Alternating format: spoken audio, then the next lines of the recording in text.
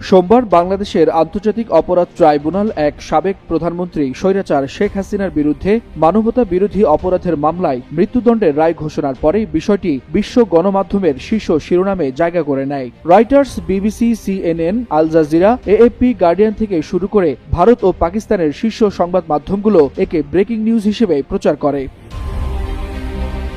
BBC তাদের প্রতিবেদনের শিরোনাম দেয়, নৃশংসভাবে বিক্ষোভ দমনের মামলায় বাংলাদেশের সাবেক নেতা শেখ হাসিনার মৃত্যুদণ্ড। এতে তুলে ধরা হয়, রায় ঘোষণার পর ভারতের উপর প্রবাসী হাসিনাকে ঢাকায় প্রত্যর্পণের চাপ বাড়বে। তবে দিল্লির রাজনৈতিক অবস্থান বিবেচনায় এই প্রত্যর্পণ সম্ভব নয় বলে ইঙ্গিত দেয় বিবিসি।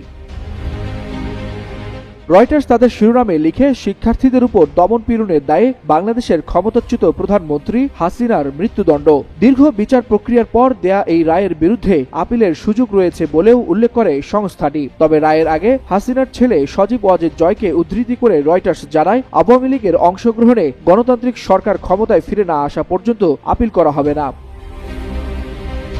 ফরাসি বার্তা সংস্থা এএপি শিরোনাম করে, মানবতা বিরোধী অপরাধে বাংলাদেশের সাবেক প্রধানমন্ত্রীর মৃত্যুদণ্ড। তাদের প্রতিবেদনে বলা হয়, আদালতে রায় পড়ার সময় উপস্থিত জনতার একাংশ উল্লাসে ফেটে পড়ে। বিক্ষোভ দমনে সহিংসতার অভিযোগকে তারা আন্তর্জাতিক প্রেক্ষাপটে ব্যাখ্যা করে।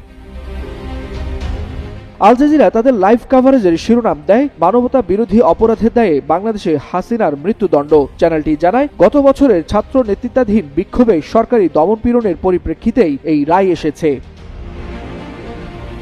যুক্তরাষ্ট্র ভিত্তিক সংবাদ মাধ্যম সিএনএন জানায়, মানবতা বিরোধী অপরাধের দায়ে বাংলাদেশের ক্ষমতাচ্যুত নেত্রী শেখ হাসিনার মৃত্যুদণ্ড। এতে বলা হয়, ছাত্র আন্দোলন দমনে সরকারের কঠোর ভূমিকা তার সরকারের পতন এবং শেষ পর্যন্ত আদালতের এই সিদ্ধান্ত গড়িয়েছে।